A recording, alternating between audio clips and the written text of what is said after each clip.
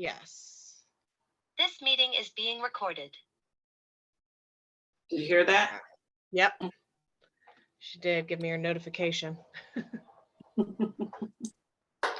Okay, so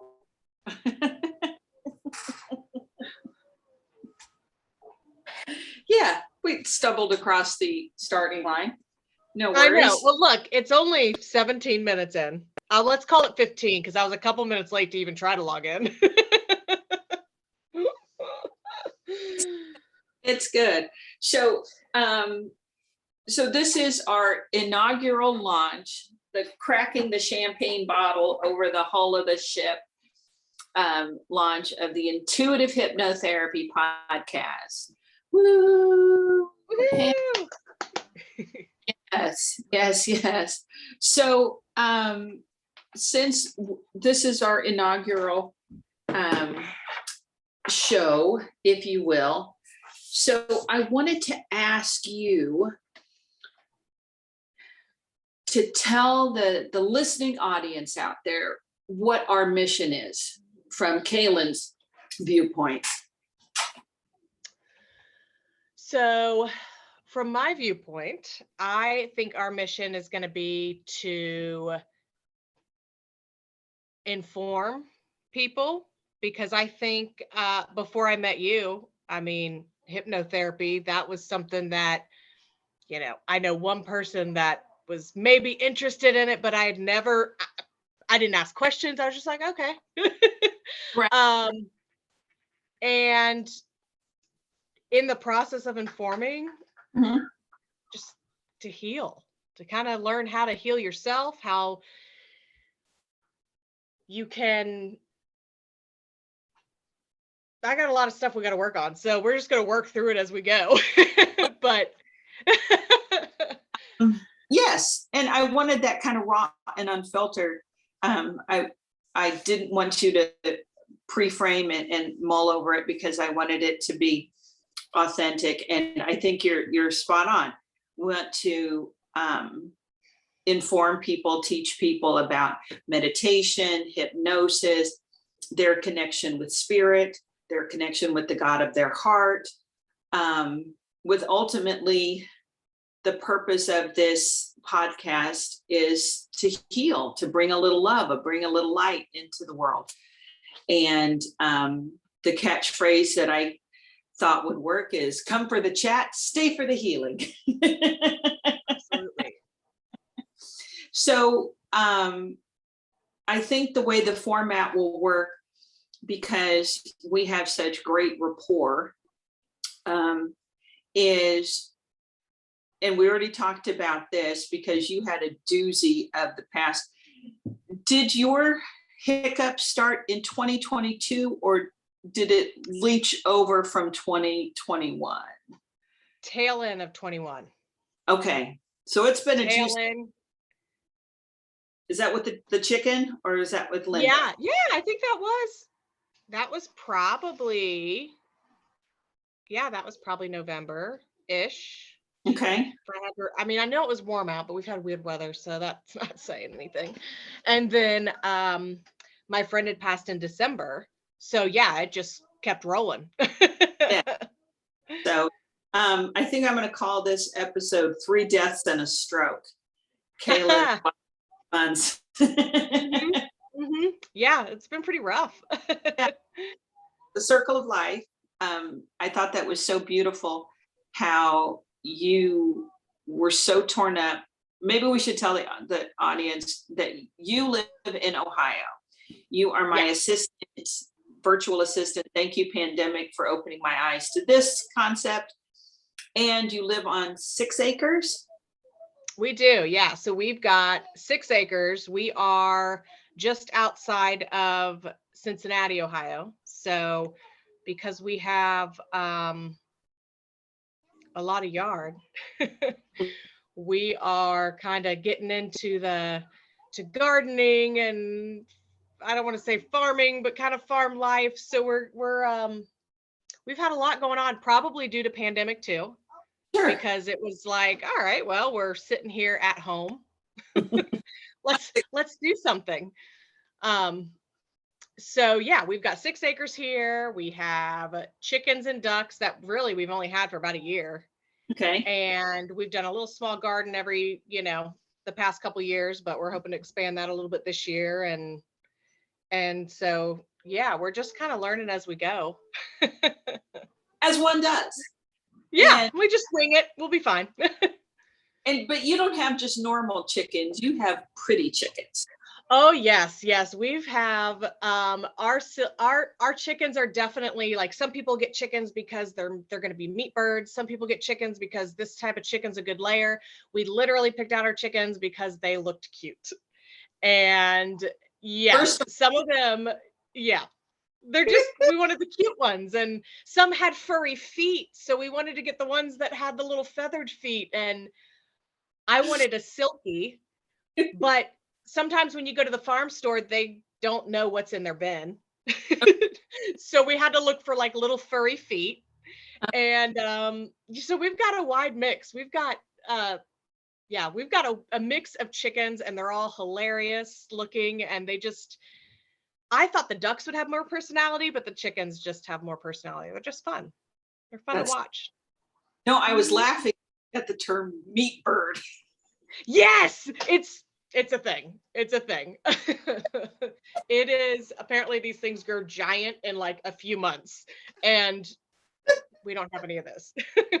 We just have cute birds that you don't eat. And yeah, no, nope, just eggs. I will say, as a side note, Laura is with me today and maybe quiet in the background, but she was going to go to grandma's, but grandma's not feeling so well today. So if we have an interruption. Okay. And tell the listening audience who Laura is. Yes. So Laura is my 5-year-old daughter. She is in preschool half a day. Mm-hmm. And so I try to, work during the morning time when she's at school, and I get work done in the afternoon. It's just interrupted a little bit. So yeah, plans change, and we just kind of roll with it here. Right before I got on the call, the cat was like stuck behind a futon and meowing his head off. I'm like, oh, this is gonna be good. This is gonna be good. So yeah, now they're both at my feet, and hopefully they'll be quiet. Podcasting, indeed. Yes, exactly. Okay, so to start your story with the one of your silkies died in November. Yes. So we keep our birds completely enclosed. Mm-hmm. They're in like a 10 by 20 run, and then they have their house inside of that. So, at night you can lock them up in their house, but they're always completely enclosed unless we're outside doing yard work or we're sitting out on the back porch or something. We just open up the doors and let them. You okay? Free range. We do. Yeah. We let them free range. We let them do whatever, give them treats and stuff. And like I said, they're fun to watch. So we got them in April of last year, and we've not ever had a problem. Uh-huh. Well, I came home one Monday, and my husband, Dave, said, I need you to come here. I forget exactly how he did it, but of course I could tell right away, like, something's wrong. What's wrong? Right. And I look out in the yard and I see a pile of feathers, and I'm like, oh no. And he said, I was gone for a second. Like he'd like just run in to do something, which we do all the time. We just run in and grab a drink or go get whatever. But he said in a split second, he looked over and saw feathers flying, and he thought, we have roosters, so he thought maybe that was what was going on. The roosters were fighting, which they get along now, but it's a story for another day. But feathers were flying. He thought for sure that's what was going on. Huh? And then he saw the wingspan, and he's like, that is not a chicken. And it was a hawk. Oh, so a hawk, had snatched up our little, we called her Cinnamon Sugar, our little bitty, like brownish white silky chicken.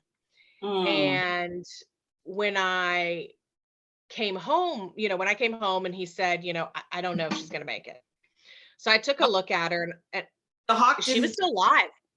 I think he surprised the hawk. So the hawk had grabbed her. Okay. But I think he came out in time that it dropped it. Okay. And you could tell she was dazed, but she didn't look real bloody. But again, she's fluffy, so it was kind of so fluffy, hard to tell.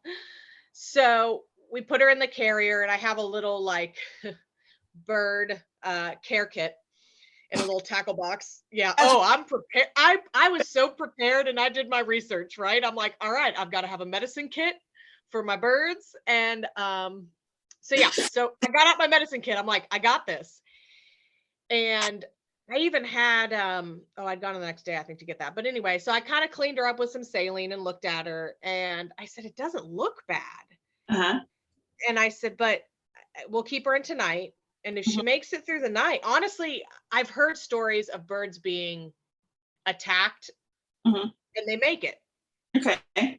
So my thought was, if she makes it through the night, we're going to be good. Well, she made it through the night. Okay. Yeah, she made it through the night. And I didn't have high hopes, but the fact that I woke up in the morning, she was fine. I was like, oh my gosh. Okay. Her eye didn't look real good, because I think it like grabbed her little like upper body here, So her eye didn't look real good, but I'm like, all right, well, I mean, there's been one-eyed chickens, right? She'll be all right. And I brought in one of the other little silkies too inside. So I've got two birds. Yeah, she'd be fine. So I brought in another chicken too to keep her company, because I didn't want her to be alone. Okay. And got her antibiotic, like eye ointment and all that. And it wasn't, but I was kind of shocked, because the fact that she made it through the night wasn't but a few hours later, right around midday the next day, that she had passed. And I think that was like an hour or two before I was supposed to talk to you. And I was like, oh no, what am I going to tell Laura? That was that was probably, I was upset that we lost the chicken, but I was like, how am I going to explain this?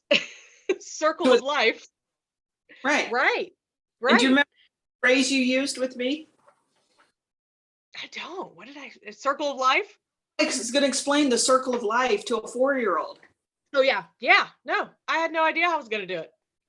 No idea. I was like, all right, so I'm prepping myself, and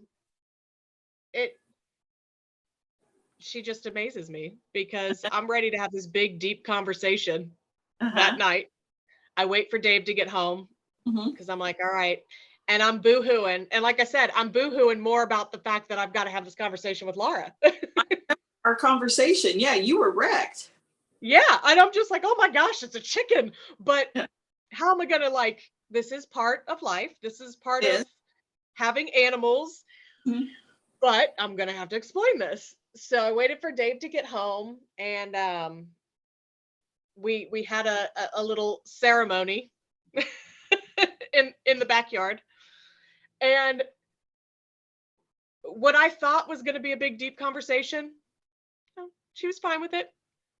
She was okay with it. She said, a hawk. I said, yeah. I said, do you want to see her? And Dave's looking at me like she doesn't look bad. So I'm like, maybe that's what she needs to do. I don't know. And Laura's like, no, I don't want to see her. I said, okay, you don't have to, you don't have to, but we're going to, she'll be out back here, and we can talk to her, and you can come visit her if you want. And we did end up burying her, which was a dilemma too, because I'm like, what do we do? What should we do? Like, I had many ideas, but I thought the less, I can't even think of the word, but pageantry. Yeah, maybe just for Laura, for now, this is what we're doing. We're going to bury this chicken. So right when we put its little box in the ground, Laura comes running back up, and she's like, I want to see her. So we said, okay.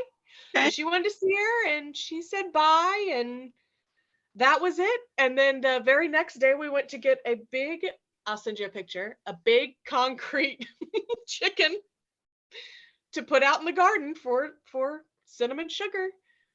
And every now and then she just does I know it's a big concrete bird that's in the back there. And every now and then she'll say, oh, I miss her. And it sounds so sad.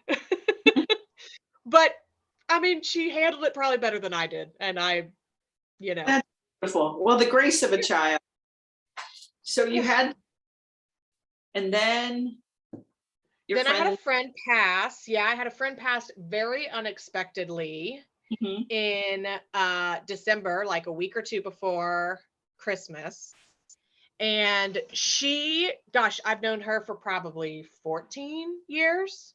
That's what you said. And yeah, it was a long time. I've known her for a long time. And it was very unexpected because I had seen her just the week before. And yeah, her daughter had called me, and her daughter called me from her phone, but Mhm. well, it wasn't her phone, it was her business phone, but I have it saved as her name. Right. So when she called and she was upset and she was telling me what had happened, I didn't know it was her daughter. I thought it was her. So I was even more confused. Yeah. Okay. I was even more confused because she said mom passed. And in my head, I'm thinking, oh my gosh, I didn't know that her mom was still around. I didn't think I'm a horrible friend. Like I really thought, how did I not know this, you know? And then I got off the phone and I just started kind of connecting the dots. And I'm like, I don't think that was her. So I called her back and I said, Kayla, which is her daughter's name. And she said, yeah. I was like, oh my gosh. And then I just lost it because it was just, I thought I was talking to her and it still didn't seem real because it was so unexpected. Sure. So she was sick and she had gone into the hospital and within a couple of days of being in the hospital passed away. Wow. Well, And I'd psychologically, seen her the week before. She was fine. you could have just been even if you were unconscious, the first step of the 5 stages of grief, which is denial. So. Oh yeah. Oh, absolutely. I was in denial for many days. I mean, Uh-huh. I even called her daughter back even a few hours later. Uh-huh. And I said, I'm sorry, what happened? Because I really was just like, this is not, Yeah. no, there's no way. Uh-huh. So yeah, that happened. And that was just completely unexpected. And again, having another conversation with Laura. Mhm. And we waited a while. We actually waited because she had passed about a week before Christmas. And she had, oh, I'm going to get sad about it. She had all this stuff bought for Laura for Oh, Christmas. yeah. And yeah, she had all this stuff bought. And she even had material because she and her daughter were working on blankets. So her Oh, daughter said, you know, do you want this material? And so I stayed up so late Christmas Eve to finish that blanket so she could have it Christmas Day. So she got that. And then we did talk to her, Laura, probably the day or two later. And we still go to their shop because she was a dog groomer. And, you know, I could bathe my dog myself, but I enjoy the company. So we've gone there so long. So we still go up there and Laura will still say, oh, we're going to Mammy's. It's still called Mammy's, even with their daughter running the shop. But gosh, that happened. And then in January. Let me interrupt you for a second. Yeah, Do you go remember ahead. our regular weekly call? Yes. By that, do you remember what we did instead of our regular meeting? I had a session with you. You said, we're not even meeting. And Sit down. Session. I what? And what did we do in that session? Do you remember? Oh my gosh. Yeah. I sat and talked with her, saw her sitting next to me, and it was good. It was good to see her and to see that she was just fine. Mm-hmm. And, the same, the same as I remember, just sassy. And I'm just like, what the heck? What is this about? And so for our listeners, what we did was we went through a hypnosis session called Spirit to Spirit Communication, where I guided you through a session where you imagine that your friend was sitting across from you or sitting next to you, as if they were still in a body, and you could have a conversation with them. And when we're in hypnosis or in meditation, we get past what we call the critical factor, and we suspend our disbelief, and we allow our heart to speak to another spirit, even though they're not in a body, because bodies have expiration dates, but spirits are. And so I wanted to help you in that moment, give you some solace and help you grieve, because you did have questions like, what? Right before, what's up? And get some answers that sometimes you can only do on the spirit realm, and allow you to have a conversation with your friend. And I taught you tools how to do it again, and we're going to do some of that later in our session here. Come for the chat, stay for the healing. And but yeah, so my intention was to give you a healing and help ease your grief a little bit, because I do remember one part of that, and it was so funny. And I was telling a friend this the other day that, a lot of it was internal, me chatting with her, and, and it was, but at one point you said, whatever you're hearing is not wrong, or something like that. And I'm not even kidding you. It was at a moment I had just in my head gone, is this really happening? Like, I'm probably just imagining this. But then I'm like, but if I'm imagining it, it's still okay, right? But that thought had just popped into my head when you're like, well, whatever you're thinking of's right. It's not wrong. And I'm going, okay. Yes, listening audience. It can be weird. Right. Yeah. So thank you for allowing me to help you with that, and allow me to share. Thank you for our inaugural podcast, you being willing to share your stories. And so with that being said, so first the chicken, and in my analytical mind, I'm thinking the chicken with Laura kind of helped you prep for your friend, because you kind of had a dry run of counseling and having that hard conversation. And thank you, cinnamon and sugar. And no, you're right. That's exactly what that was. That was exactly what that was. And then January came. So go ahead and tell your. I'm trying to think. So January, I think it was just blah, because it's January and cold and gray and yucky. And I was still I had a hard time for, I still get upset about it every now and then, but I was having a hard time with my friends passing, big time. And then in February, I'm trying to think, was it end of February, beginning of March? Laura's great grandmother passed. So it was just like, here we go again. Can I get a break, Lord, please? Right. I'm like, oh, here we go again. And that was a situation. So she was living in an assisted living facility. And, that's when we were kind of beating ourselves up, because that was one that we kind of knew it was headed that way. It wasn't a shocker. Okay. But then this was one of those things I talked to you about, that it's, even though it's not a shock, it still doesn't make it less sad. Indeed. Yeah. Even when you think like you're mentally preparing for it, but it's still, doesn't, I don't think you can really mentally prepare for it. It was just, one thing after another. So then here we go, having a conversation with Laura again.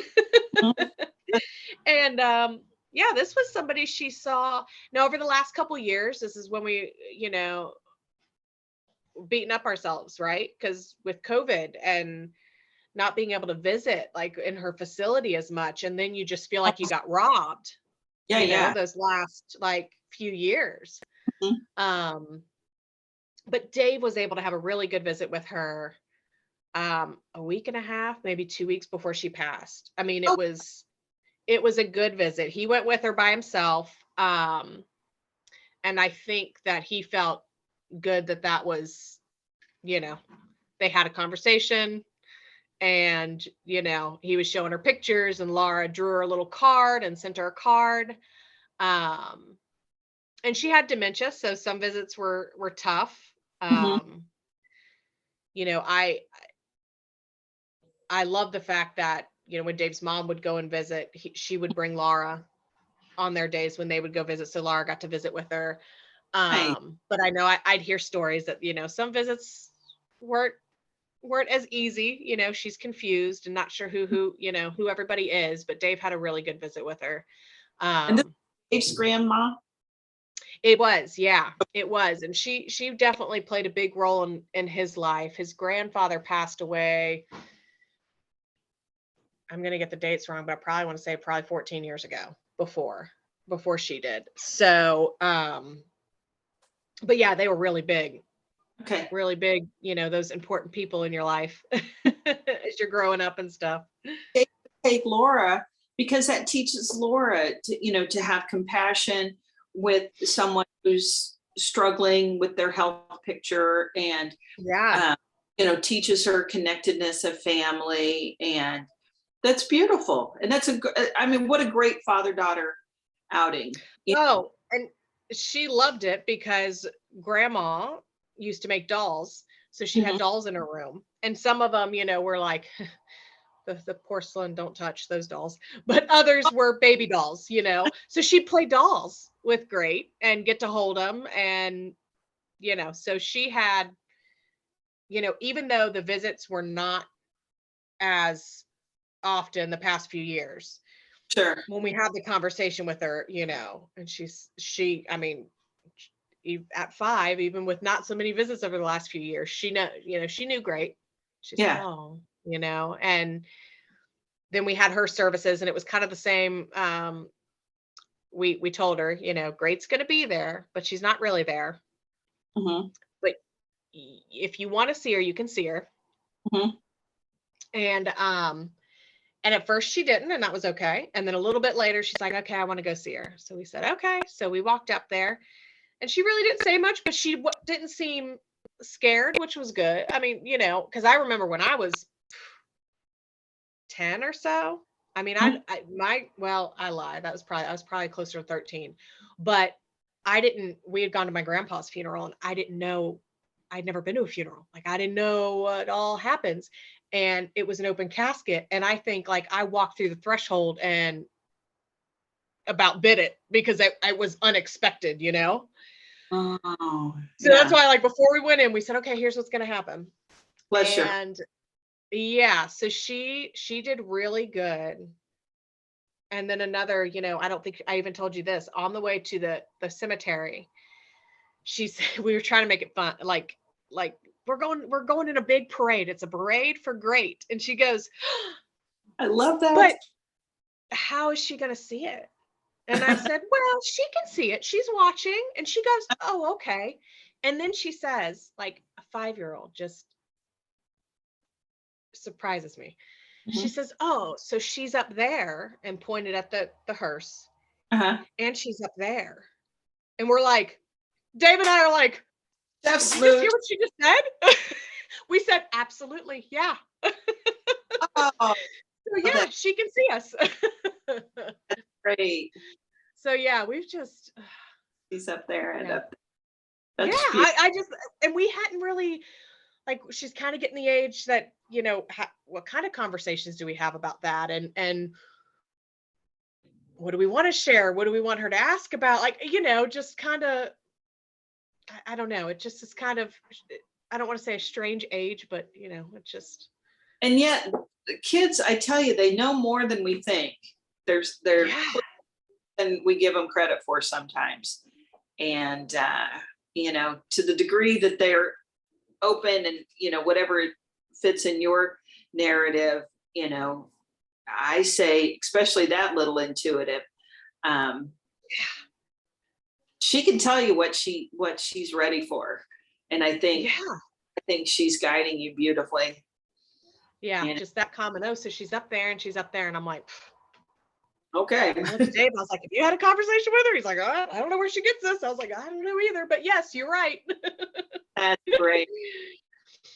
You're right. So, kind of a celebration of life.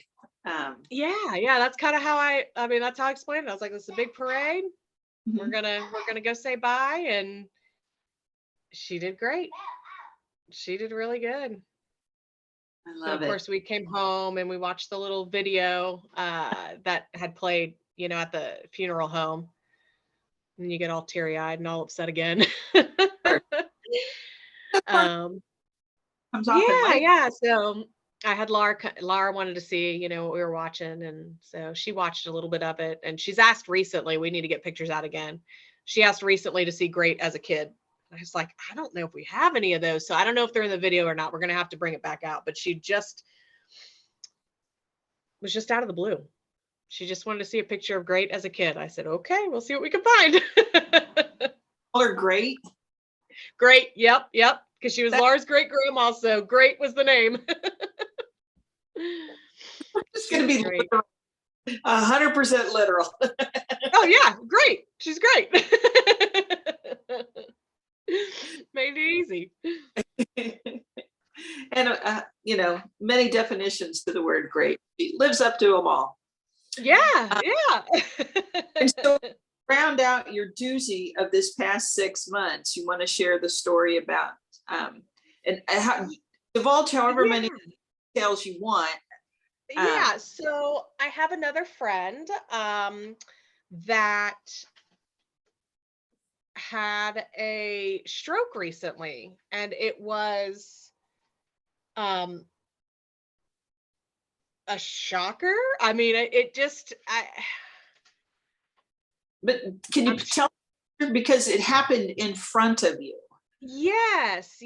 So I had come in one morning and he said, you know, we're having our normal powwow, chit chat, things that need to get taken care of and stuff, and things we're working on. And he was kind of pausing and said,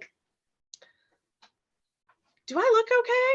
And I said, yeah, you look fine. And he's making all these funky faces at me, right? And I'm like, you look fine. What? And he said, the left side of my face. And I was like, I don't like the way this, you know, in my head, I'm like, I don't like where this is going. Sure. But I'm looking and he didn't look any, I didn't tell any differences. And he said, I just something doesn't feel right. Mm-hmm.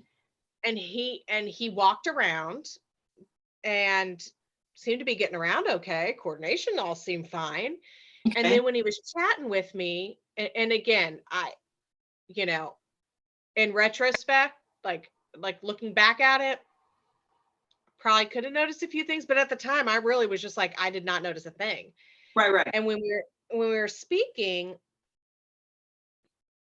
he felt like he was having a hard time. I don't know if it was necessarily enunciating words, but I even said, well, I understand you just fine. Mm-hmm. He said, you know, I bit my cheek. That's probably what it was. I said, yeah, could be. I said, but I understand you perfectly fine. Mm-hmm.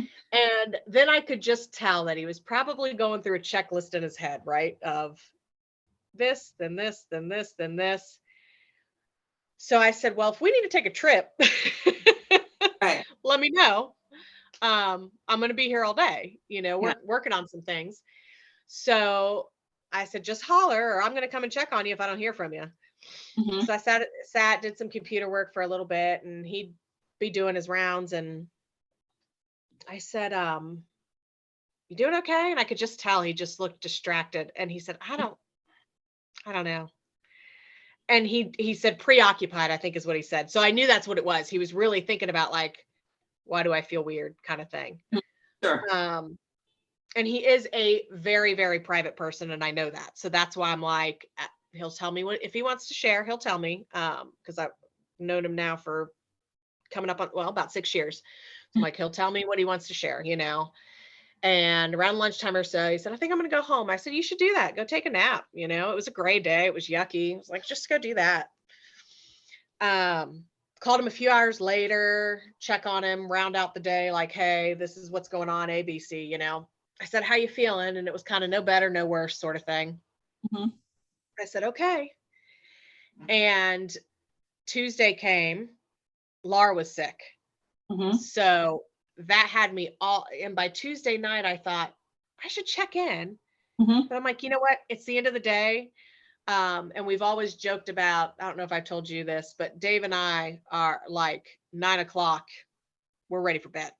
But that's because, Now too. So 9:00 is my, yeah, 9 is like, that's, I want to be in bed by 9 because the alarm goes off at 5. Now, I don't always get myself out of bed at that time, but I try. that's what does. Yeah, Dave does. Yeah. But so Tuesday, my day just got away from me, and I thought, I'll check in with him in the morning. And then in the morning, I kind of knew his schedule, so I thought, okay, I'm going to wait until mid-afternoon. That should be good time. And then come to find out, he ended up chatting with him just very briefly, but he had had a stroke, Yeah. and he had gone to the hospital. He went to the hospital on Tuesday. Yeah. And he was there for quite some time. And that was just, again, that was another one of those like shocking kind of going, oh, geez. You were literally watching him have a stroke. Yeah. Yeah. And like I said, looking back, maybe I would have caught a few things, but I just, Before you weren't trained in this. oh, no. Yeah, no. Don't know I that- should have picked up if he was if he was the remotely concerned about that possibility. That's where I should have been like, all right, we're going. Yeah. But again, he just, he'll tell me if he needs something. I let him, lead the way. But he was in the hospital for a little bit, and he did come home. So he's home now, and he's doing, I mean, it's crazy the difference. Because now, I mean, I'll chat with him on the phone, and it's like nothing. He Yeah, seems better. it's like nothing. Yeah, so much better. So much better. I mean, but probably the first few days Mhm. was just kind of like, oh my gosh, like, well, what does this mean? Like, what happens now? And again, I don't know any of these things. I don't think I've ever, I may have known somebody who had a stroke, but it was like they had a stroke years ago kind of thing. I never knew somebody who was going through it at the time I knew them. In real time with you. Right. So I You- really, and like you said, I'm not trained in this. So I really would just say, what do we do? Like, what's your next plan? What do we do next? And I'm one of those, when things get crazy, my mom's the same way. We just go into like planning mode. I'm gonna fix this. Yeah, like, all right, what do we need to do? And that's what we did. And things are starting to, thank goodness, knock on wood, things are starting to calm down. But Mhm. man, these last 4 or 5 months Yeah. have been crazy. And like you said, they're big things. They're nothing, like, they're not, No, this is This- really a soul journey that you've been on. And so after this episode, because I love you so much, we scheduled another session, and we did it on the Zoomy, and you were in the big comfy chair, which for all my Zoom sessions, I want my because you look like you were like, this is the best place on earth right now. It was On so good. So good. So yeah, that's right. We had that week, I think I was texting you and stuff, and I was like, all right, let's push our meeting back a little bit. And then we ended up, I was like, I'm on your schedule. I am on your schedule for Monday. This is what we're doing.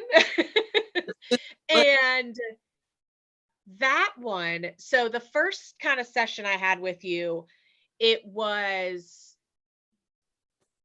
I don't necessarily want to say I could completely and fully relax, but I think Laura was here. So I was kind of like, I was able to have a good session, like a good, spirit to spirit, but there was this one a week or two ago was just completely different Yeah. because I was in the big comfy chair and I didn't have to worry about anything going on around me.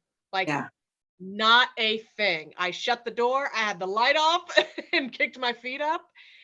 And it was amazing. I was talking to one of my girlfriends about it and I said, we did this hypnotherapy, this meditation. I said, and I know I've always heard, and I have to share this stuff because again, this was a new thing for me until I met you.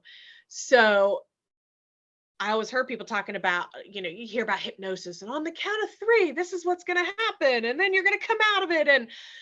But it is, I just, it was amazing. We like time warped. I don't know what happened to time. Oh yeah. And Yeah. What else do you remember about the session? I feel like I remember a lot of it, Mhm. but I also feel like the length of time didn't match up. Like the things that I remember could fit into a short period of time. You know what I mean? Hence. But right? Of course you know what I mean. But it was like, even when we were ending our session and you're kind of bringing me back, that is one of the and I apologize, maybe this shouldn't be like the biggest shocking factor about the time warp was a shocker, but I literally, when you're bringing me back, we're climbing the stairs. Mhm. I only remember like 2 then 1. Mhm. I don't remember starting. I told my friend, I was like, oh my gosh, the coolest thing happened. So I'm sure there's stuff that, a little bit more about explain for them what you mean by time warp. What was happening so that the listening audience, because I know, because I was, but yeah. So we, sat down in the big comfy chair, got myself all relaxed, set our computer down, didn't have anything in my hands, and just kind of almost meditating, just getting into a super relaxed state. Mhm. And the counting down was almost like, I don't want to say counting down because like I said, when you initially think of that, it almost sounds like a little bit cheesy, but like when you're stepping down, like you're going into a deeper relaxation, and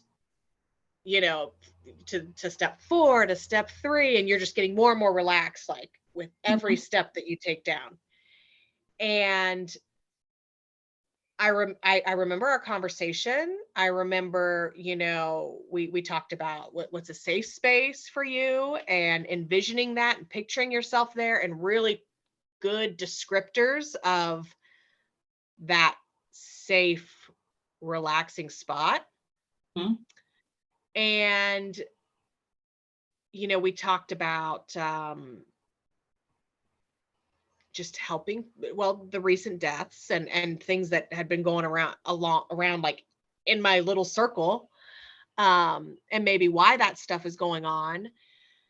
But I feel like the conversation that we had, I mean, I feel like it was just you and I chatting for, Mhm. 20 minutes maybe. Mhm. And as we're kind of stepping out of that deep relaxation, we're climbing the stairs and kind of gradually, like I said, I remembered 2, step 2, then 1. I don't remember starting to come out of that at all. And then I was out of it, out of my deep relaxation, but man, I was ready. I could have taken a nap. I felt so good. Okay. And then I looked at the clock and I was like, oh my gosh, we've been at this an hour. I was shocked. Mhm. So it was I felt just so relaxed. Okay. So But did we I don't address know. some of your grief? Because we wanted to do this because to help you manage some of your grief, some of your, you know, not just grief, but it was like rapid succession. Like what the fuck why is this happening? Right, You know, right. And it was definitely, my biggest, and it's still it's something that you've got to continually work on. But my biggest takeaway from that was you can help people, you can heal people, but it shouldn't take away from you when it starts and that's, I think, kind of what has been going on these past, it's just been draining. I don't know. I guess that's like the best word I can think of, is it's just been draining. yeah. And, there's ways to go about helping people, because there have been a lot of people that I feel like need help in my with everything that's been going on. But, if you're drained, you're not going to be able to, I'll just keep going. And I was to the point where I was like, I can't keep going. Yeah. Yeah. You're just giving so much of yourself. And Mhm. even for people that had made their transition. Right. And so I think today's meditation, as we wrap up this podcast, is I wanted to make it around grief, right? Yes. How Yes. we feel grief and how we can find our safe space, and how we can look at grief and be with grief and grieve and do it in a place that, how do I want to say this? Where you can honor what's happened, honor the transition, but not, as you said, not drain yourself, not be so lost in the grief, not be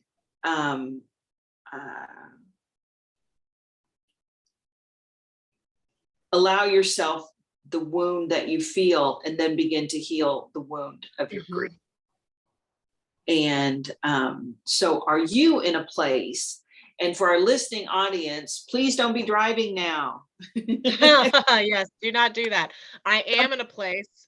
I am in a good spot. I'm going to mute this real quickly to tell Laura to please give us a couple minutes of some quiet time. If she wants to join, feel free, Oh, she probably will one of these times. I'm sure she will, especially if she sees who I'm talking to. Hold on 1 minute for me. Okay. So everybody else, just find yourself a nice comfy chair, or if it's available to you, go ahead and lie down, sit back,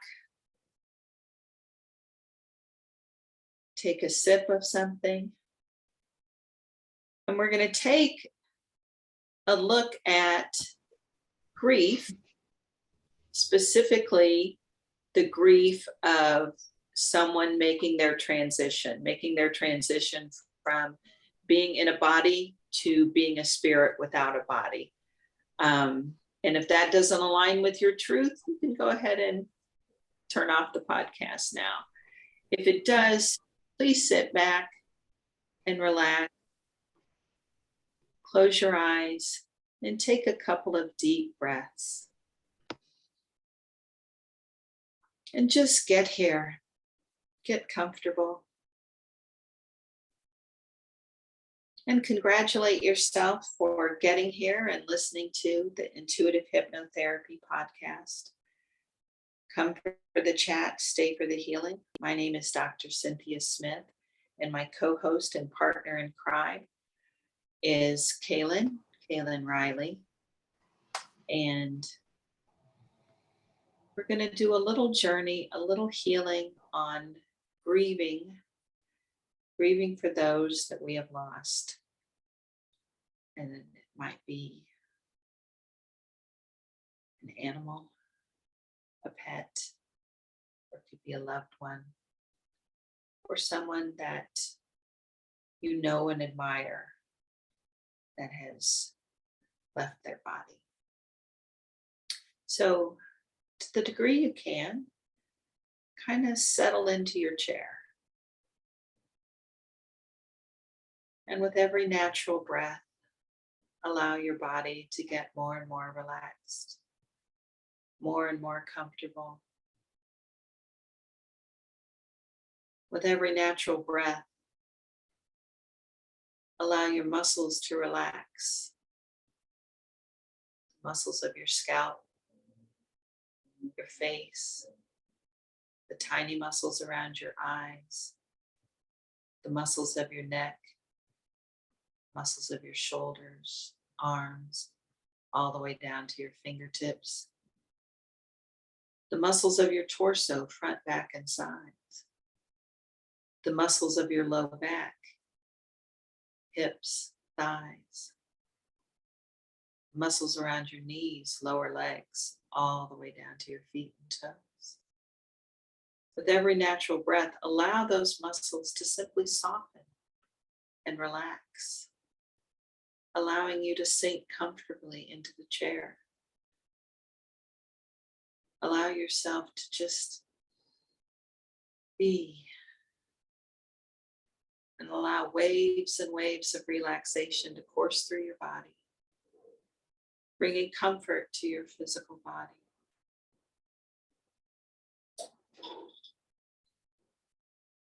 And in the next moment, allow your attention to be a point of light.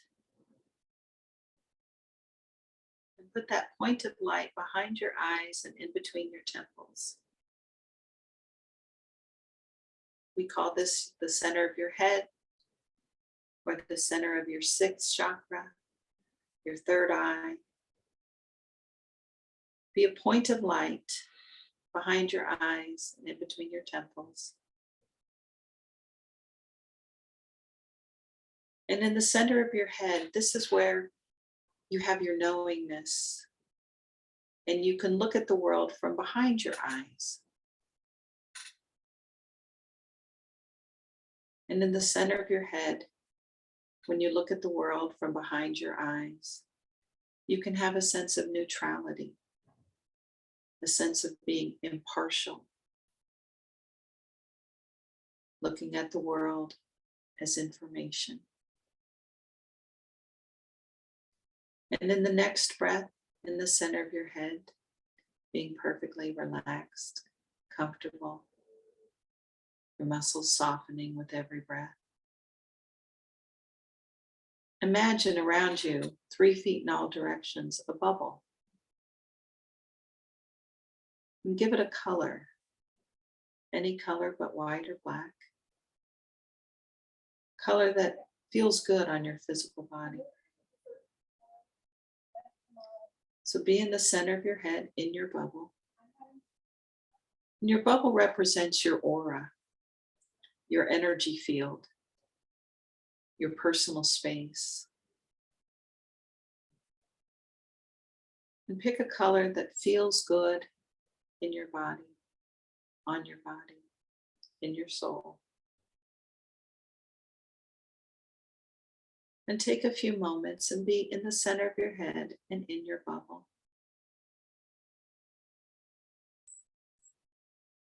And with every breath, allowing yourself to sink more and more into the chair, or wherever you're sitting.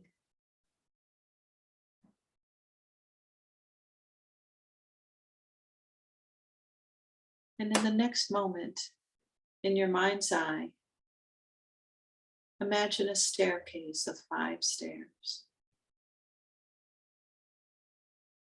And at the top of the stairs, feel the first step under your feet. And imagine a handrail. And reach for that handrail in your mind's eye. And as you step down, you're going to go deeper and deeper into relaxation. Deeper and deeper into this subconscious mind, your resource state. And in your subconscious mind, it's where all your tools are, all your gifts. Your subconscious mind is always there to protect you and is always going to tell you the truth. And so in your mind's eye, as you take the staircase down, step 5 to step 4, going deeper down deeper down into relaxation. Step 4 to step 3, doubling the amount of relaxation through your body, softening your muscles, sinking even more deeply into the chair. Step 3 to step 2, deeper down, as much as 10 times more relaxed, softening, comfortable, relaxed. And from step 2 to step 1, asleep all the way down to the deep, deep recesses of your subconscious mind. And in this deep, relaxed state, be there now. Be in the center of your head. Be in your bubble. Be relaxed. And allow it to be easy, comfortable. And in this deep, relaxed state, imagine a time when you felt perfectly safe.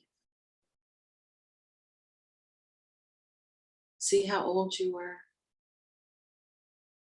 Were you inside or outside? Were you alone or with people?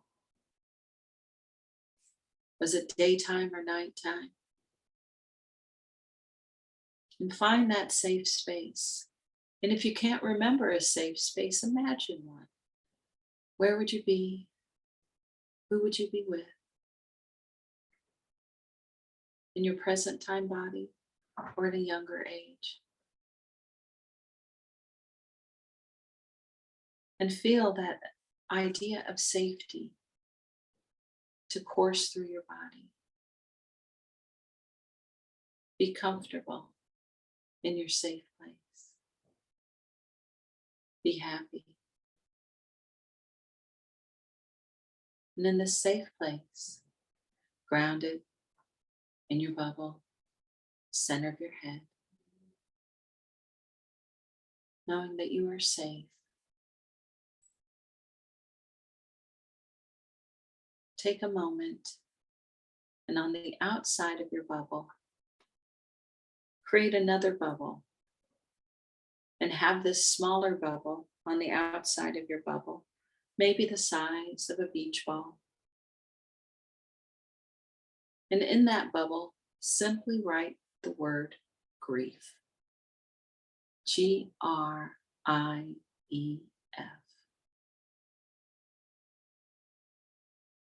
And in your safe space, just look at the word grief, at the concept of grief. Notice if you feel anything in your physical body. If it's hard to stay a point of light in the center of your head. And just be with that. And breathe.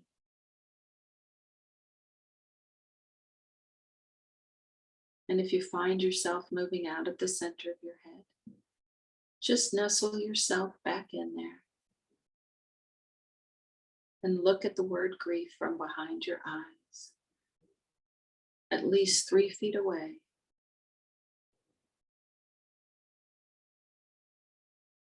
And as you look at the word grief, allow yourself to feel whatever you feel as you entertain this concept. For some, it's going to be really juicy. For some, it might be uncomfortable to sit. And that's okay.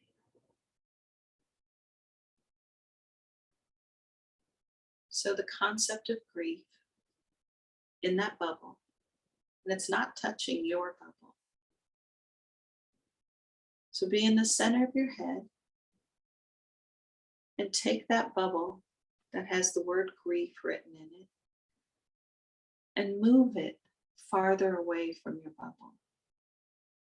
If it was 3 feet away, push it to 6 feet away. And see what that effect has on your physical body. in your safe space, quiet, calm, comfortable, relaxed.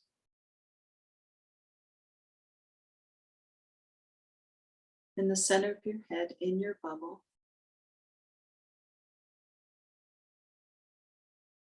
and then when you're ready, take that bubble that has the word grief written in it and push it another 3 feet or 5 feet away from your bubble. And notice what's happening in your physical body now. Do you feel lighter? Do you feel more comfortable? Do you feel healed? You can't do this wrong.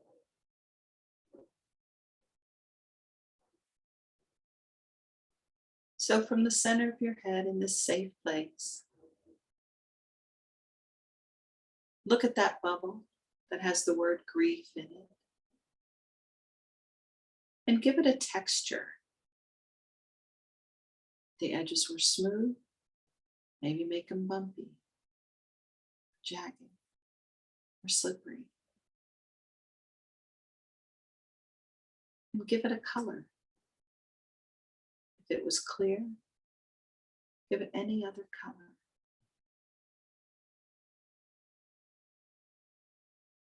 And when you give it a texture and a color, notice what it does, how you feel in your physical body.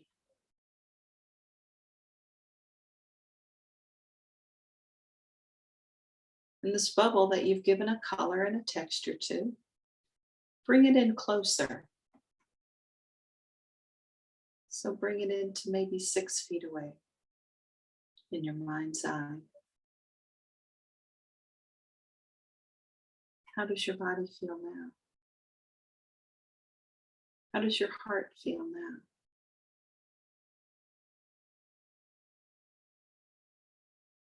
And with this bubble, with the word grief written in it, you've given it a color and a texture. Make it bigger or smaller.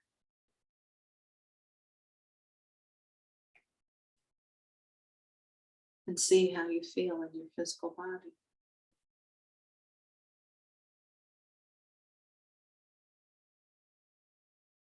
In the center of your head, in your bubble, in your safe place.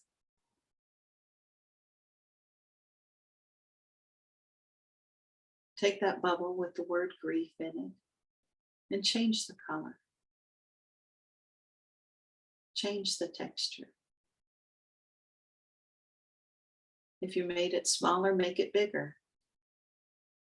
If you made it bigger, make it smaller. Make it flat or oval, egg-shaped, star-shaped. And then see what happens in your physical body.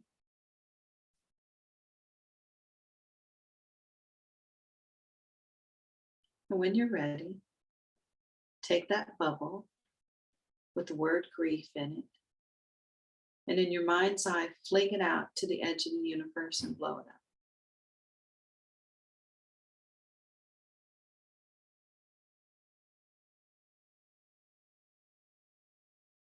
And know that grief is one of many emotions that we all have the opportunity to experience from time to time. And yet, as the master and commander in your own space, you get to decide how it affects you and how you want to process your grief. And with these tools, you're able to manage grief in at least a small part, a small way. And then when you've had some grief or the loss of a loved one, I invite you to practice this. Listen to this podcast again and see if it doesn't help you process the grief, the sorrow that you have for someone that you cared for and loved.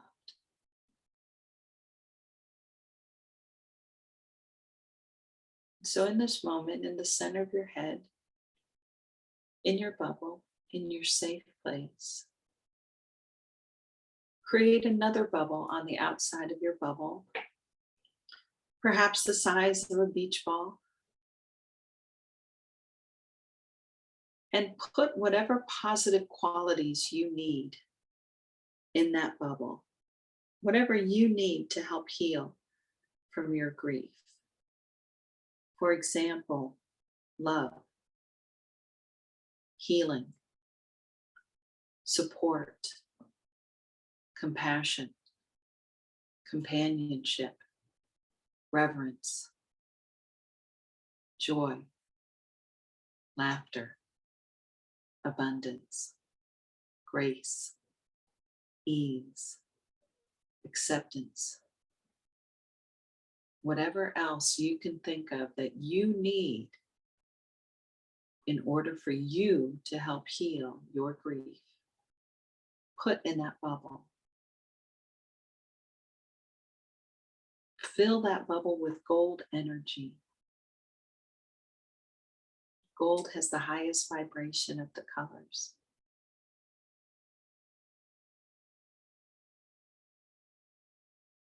And then an energy that I was taught by my friend Cheryl is the energy of and cooler than I could possibly imagine. It's a concept of whatever you might not be able to think of, but that would benefit you. And cooler than I could possibly imagine. And take that bubble with the healing that you need, that bright, gold, comforting bubble, and bring it in to your bubble, and bring it into your heart space, and allow that love, that healing, that compassion, that joy, that understanding, let that filter through every one of your 70 trillion cells. Let it filter through your body. And with every natural breath, it just changes you in the best way possible, comforts you.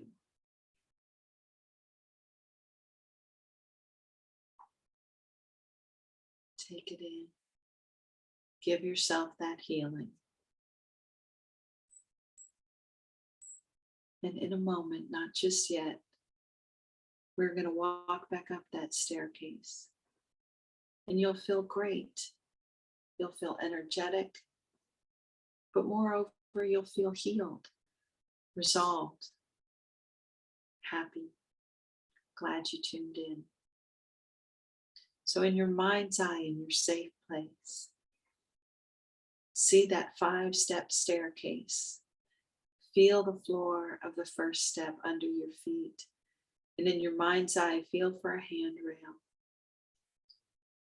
And we're going to take a step from step 1 to step 2. Maybe you wiggle your fingers and toes. Step 2 to step 3. You start wiggling in your chair a little bit. You know this is going to be a good day.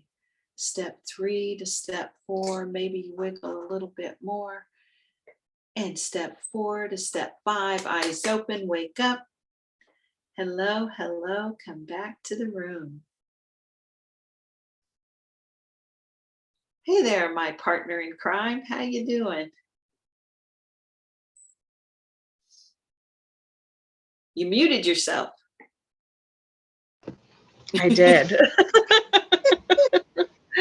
Oh, I'm good. I'm good. A storm has just started here. I mean, wind blowing. I feel good. Well, that's Yeah. Well, this is a real joy. And I'm hoping that we can do this and really help some folks, because I really feel that meeting you, you're kind of my sister from another mister. And it's been easy ever since we met, and you're, unquestionably reliable. And that's my love language, acts of service. Right. So what would be your takeaway from today? I was just thinking, I am so looking forward to this, because for selfish reasons, me personally, I don't take the time. Hi, baby. Laura. I know. Come here. Shh. I don't take the time for myself. I don't take the time. I mean, so for selfish reasons, I'm looking forward to this, because this get together. Hi, let me say hi to Dr. Cynthia. I'm going to be able to heal. I'm going to be able to take some time and not sprinkling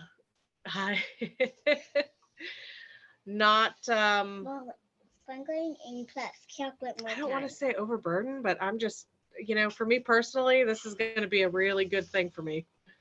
And I think it'll be a good thing for a lot of people, just to take that time for yourself. Some quiet time, if you're lucky. This is, and hopefully this recorded. So oh yeah, I think it did. We'll find out. Look, we can do it all again. I'm up for it again.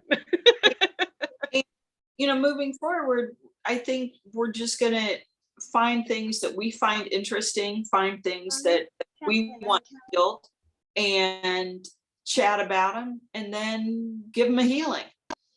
And maybe one day you'll lead the meditation. I love it. Me too. Love it. All right. Thank you. Goodbye, everybody. See ya. Bye. Bye.